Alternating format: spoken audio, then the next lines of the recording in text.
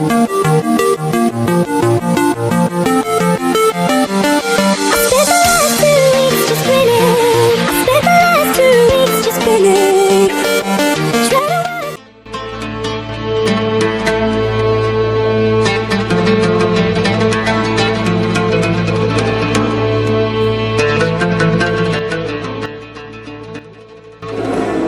Assalamualaikum warahmatullahi wabarakatuh. Perkenalkan, nama saya Farzan Bagimansyah, NRP 0037. Di sini saya akan menjelaskan dari video tentang teknik pneumatik dan hidrolik. Ikut videonya. Ya, berikut adalah video penjelasan tentang pekerjaan saya tentang pneumatik murni.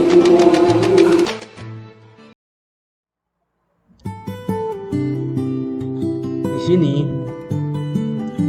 akan saya jelaskan bagaimana cara kerja sistem pneumatik murni yang telah saya buat. Di sini terdapat beberapa aktuator, yakni silinder A, silinder B, dan silinder C. Di sini terdapat rangkaian valve timer, lalu rangkaian counter dan valve 5/2 dan tombol start, lalu tombol reset dan kompresor sebagai tenaga utama penggerak untuk aktuator. Di sini pneumatik memiliki sequence A+, A-, B+, B-, C+, C-, di mana cara kerjanya ialah A plus A min dihitung dengan 2 gerakan oleh counter.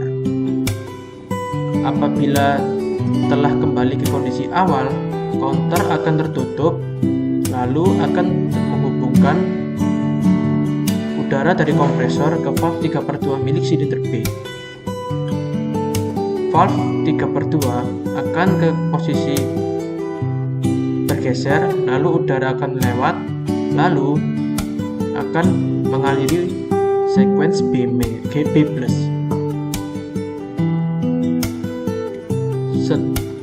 Laju dari pneumatik dapat dikontrol berdasarkan waktu dari time valve. Lalu apabila counter telah habis, maka akan menghubungkan kembali udara dari valve 3/2 milik silinder C. Setelah silinder C terdapat udara, maka valve 5/2 akan mendorong ke sequence C+, dan juga dikontrol dengan time valve. Di sini time valve-nya berfungsi sebagai delay time 1 second, yang artinya laju maju dan mundurnya pneumatik memiliki delay waktu 1 detik. Begitu counter telah habis, maka akan tertutup dan akan kembali mendorong valve 3/2 sehingga tidak ada udara yang masuk. Lalu di sini terdapat pin 10 yang akan terdapat hubungan langsung dengan tombol reset. Tombol reset berfungsi sebagai pembalik kondisi awal setelah sistem pneumatik bekerja. Langsung saja kita lihat bagaimana ketika di play. Kita oke saja. Terlihat bagian yang biru ini ialah bagian yang teraliri oleh udara.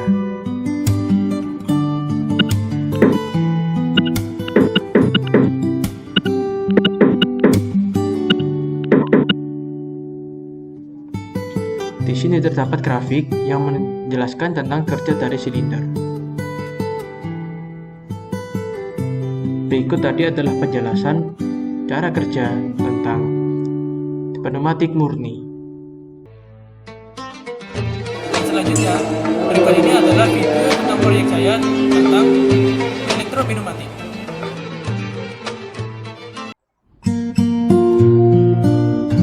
Di sini saya akan menjelaskan suatu kerja sistem dari rangkaian elektropneumatik, di mana tenaga penggerak utamanya tetaplah udara dari kompresor. Tetapi yang berbeda, yang menjadi pengontrol dari gerak pneumatik ialah rangkaian elektronik. Terdapat rangkaian relay, switch, push button, limit switch, dan sebagainya. Di sini saya akan menjelaskan kerja sequence dari elektropneumatik yang telah saya buat. Apabila tombol start ditekan, maka akan mengaktifkan S1.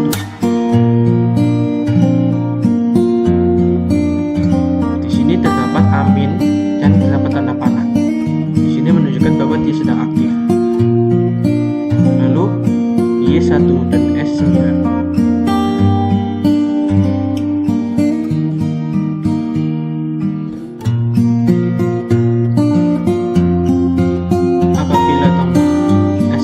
Apabila tombol start ditekan, maka S1 akan menyala. Ketika S1 menyala, dia akan mengaktifkan V1. Jika F1 menyala, maka dia akan memiliki sequence A+, karena V1 akan bergeser sehingga udara yang masuk akan mendorong tepat ke sequence A+.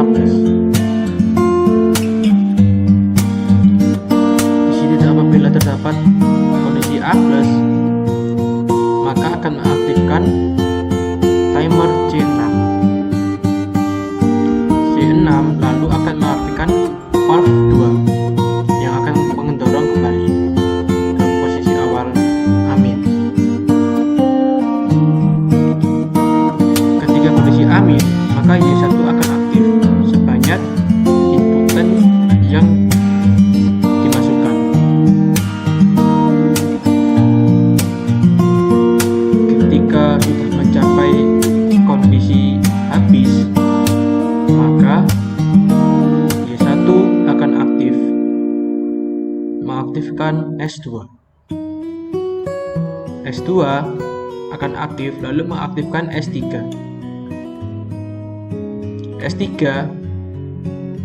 akan mengaktifkan dari V3. V3 memiliki kondisi akan mendorong pneumatik ke sequence B+.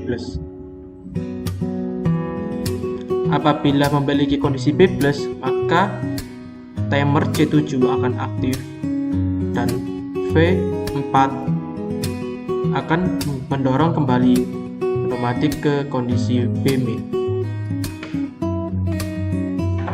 Jika kondisi B-, maka Y2 akan aktif sebanyak inputan yang dimasukkan.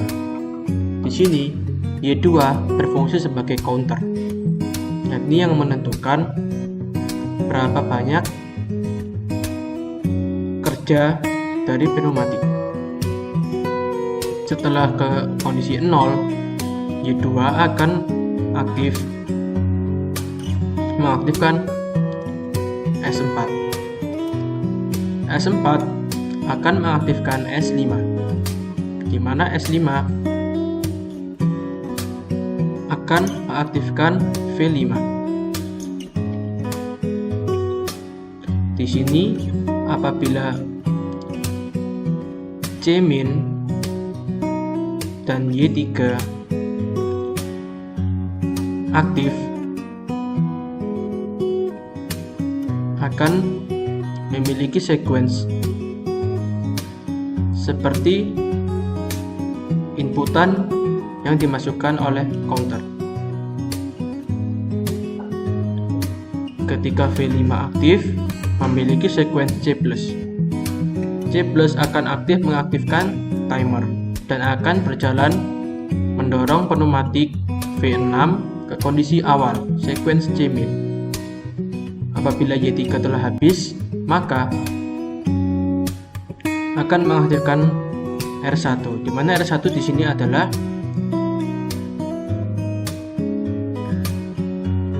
tombol reset. Ketika R0 ditekan, maka R1 akan kembali terbuka. Di sini ialah beberapa rangkaian timer yang digunakan untuk mengatur beberapa lama delay waktu dari tiap-tiap pneumatik. Langsung kita lihat playnya. Kita oke saja.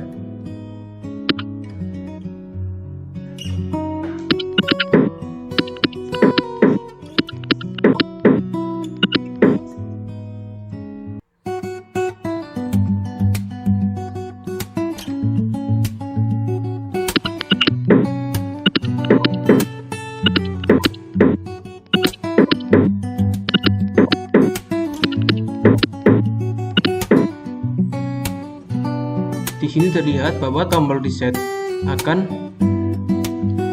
kembali terhubung dan akan mengembalikan kondisi counter ke kondisi awal. Berikut tadi adalah penjelasan tentang elektropneumatik yang telah saya buat.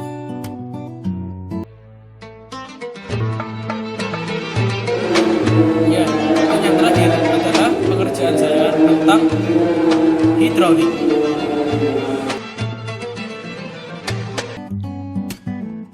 Ini adalah rangkaian elektrohidrolik. Rangkaian pengontrolnya, yakni saya buat sama seperti rangkaian elektropneumatik.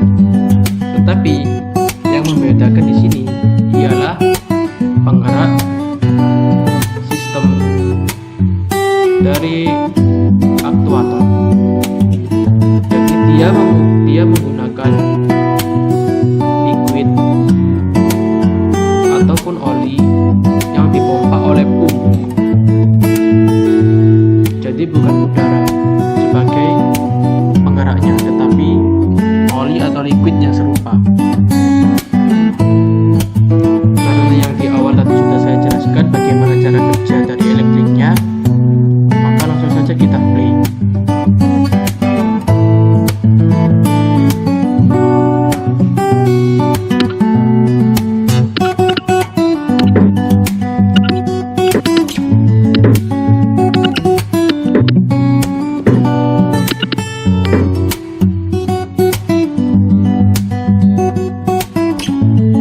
Di sini ada beberapa perbedaan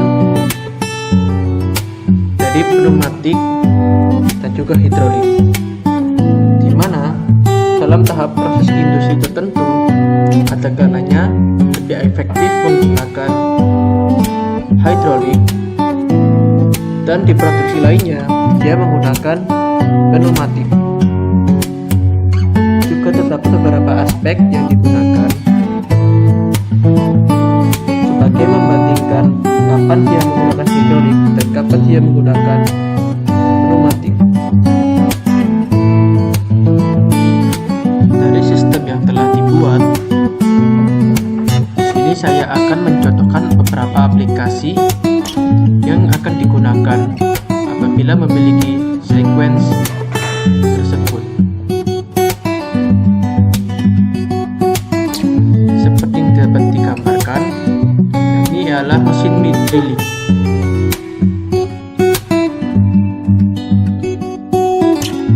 Langsung saja kita play lagi agar dapat lebih bisa membayangkan bagaimana cara kerjanya.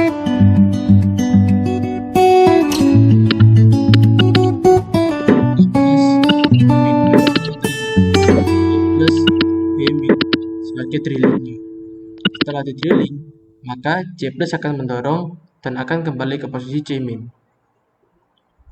Saya ulangi lagi. Di sini dapat dikategorikan sebagai proses industri pada bagian drilling. Di sini terdapat beberapa material atau box yang akan melakukan proses produksi. Terdapat pneumatik atau hidrolik dari silinder A yang berfungsi mendorong material ke drilling area. Setelah mendorong ke drilling area, maka pneumatik akan kembali ke kondisi amin. Setelah di drilling area terdeteksi material, maka pneumatik B akan berfungsi sebagai up dan down yang akan melakukan drilling sebagai proses industrinya.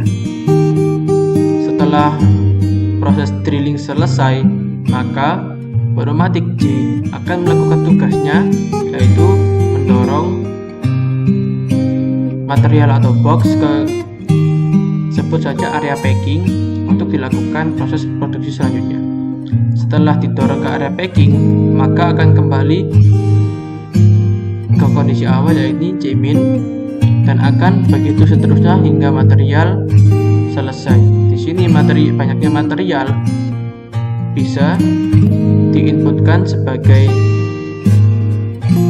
masukan dari counter. Bagi teman-teman yang telah menonton video saya ucapkan terima kasih dan mohon di like untuk memenuhi tugas dari teknik matematika hidrolik. Sekian, terima kasih. Wassalamualaikum warahmatullahi wabarakatuh.